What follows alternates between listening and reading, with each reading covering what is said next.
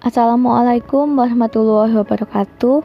Di sini saya akan mempresentasikan hasil resum artikel ilmiah dengan judul artikel Ancaman Berita Bohong di Tengah Pandemi COVID-19 untuk memenuhi penugasan mata kuliah literasi digital dari dosen pengampu Bapak Asmunin. Sebelumnya, perkenalkan nama saya Rizky Ayu Hijriana dengan NIM 21010044054 dari jurusan Pendidikan Luar Biasa kelas 2021B Universitas Negeri Surabaya. Sebelumnya saya ingin menyampaikan terima kasih kepada Bapak Asmunin atas kesempatan yang telah diberikan kepada saya untuk menyampaikan hasil resum artikel ilmiah tersebut. Artikel ilmiah dengan metode literatur ini mengulas tentang informasi yang menuai kontroversi di media sosial. Banyaknya berita-berita yang meresahkan masyarakat yang beredar di dunia maya atau yang kita sering sebut dengan berita hoax atau berita bohong. Pada Undang-Undang Dasar Negara Republik Indonesia tahun 1945, tepatnya pada pasal 28E ayat 3 yang berbunyi, setiap orang berhak atas kebebasan berserikat, berkumpul, dan mengeluarkan pendapat.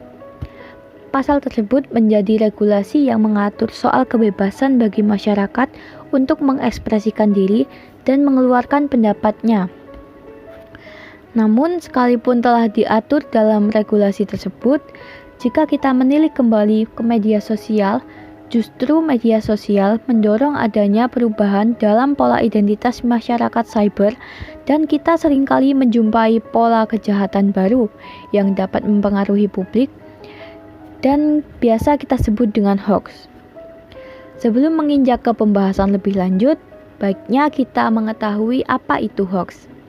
Dalam Kamus Besar Bahasa Indonesia atau KBBI, kata hoax mengandung arti tidak benar, bohong, atau dapat diartikan bahwa hoax adalah sebuah pemberitaan palsu yang tidak dapat dipertanggungjawabkan kebenarannya.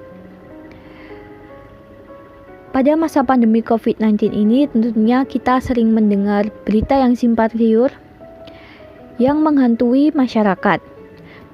Beberapa berita tersebut antara lain, 1.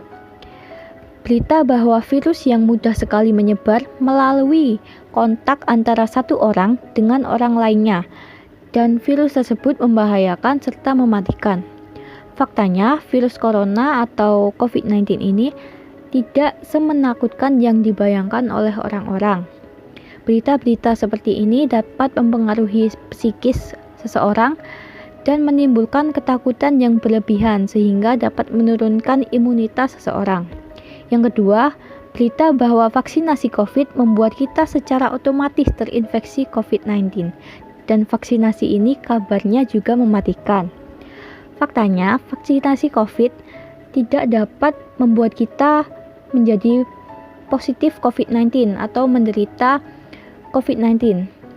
Namun, vaksin yang telah disuntikan kepada seseorang memang benar mengandung virus corona, namun virus tersebut telah dilemahkan sehingga dapat memancing daya tahan tubuh kita. Yang ketiga, berita bahwa minum minyak kayu putih dapat menghindarkan kita dari infeksi COVID-19. Berita tersebut tidak sebenarnya salah dan tidak sebenarnya betul. Yang dimaksud minyak kayu putih di sini bukan untuk diminum, melainkan dihirup uapnya dengan cara meneteskan beberapa minyak kayu putih ke segelas air panas, lalu kita dapat menghirup uapnya untuk memperlancar pernafasan kita. Yang keempat, banyaknya pesan berantai dengan modus pembagian maupun permohonan bantuan berupa dana dan sebagainya, yang mengharuskan kita memberi dana bahkan data pribadi kepada orang yang memberi pesan tersebut. Hal ini dianggap sangat sepele namun dampaknya sangat luar biasa, apalagi jika kita telah memberikan data pribadi kita kepada orang tersebut. Lalu dengan adanya beberapa hoax tersebut atau beberapa berita yang telah beredar di masyarakat, faktor apa yang kira-kira menyebabkan hoax tersebut terjadi? Yang pertama, adanya informasi yang diterima dapat menyalurkan opini individu tersebut atau opini seseorang yang menyebarkan maupun yang menerima. Karena ketika seseorang memang sudah tidak setuju terhadap kelompok, produk, atau kebijakan tertentu, dan pada saat yang bersamaan ada informasi yang dapat mengafirmasi opini dan sikapnya tersebut, maka ia akan dengan mudah percaya oleh informasi tersebut. Yang kedua, terdapat adanya keterbatasan pengetahuan. Rendahnya daya literasi masyarakat Indonesia menjadi jawaban terbaik atas pertanyaan mengapa hoax sangat mudah tersebar dan menjadi persoalan nasional serius dewasa ini. Lalu, apa saja yang dapat kita lakukan untuk mencegah terjadinya persebaran hoax tersebut? Yang pertama, kita harus berhati-hati dengan judul yang provokatif. Yang kedua, kita harus mencermati alamat situs yang kita dapat dari suatu berita. Yang ketiga, kita dapat memeriksa fakta berita tersebut melalui web Kominfo. Yang keempat, cek keaslian foto yang terdapat dalam berita tersebut.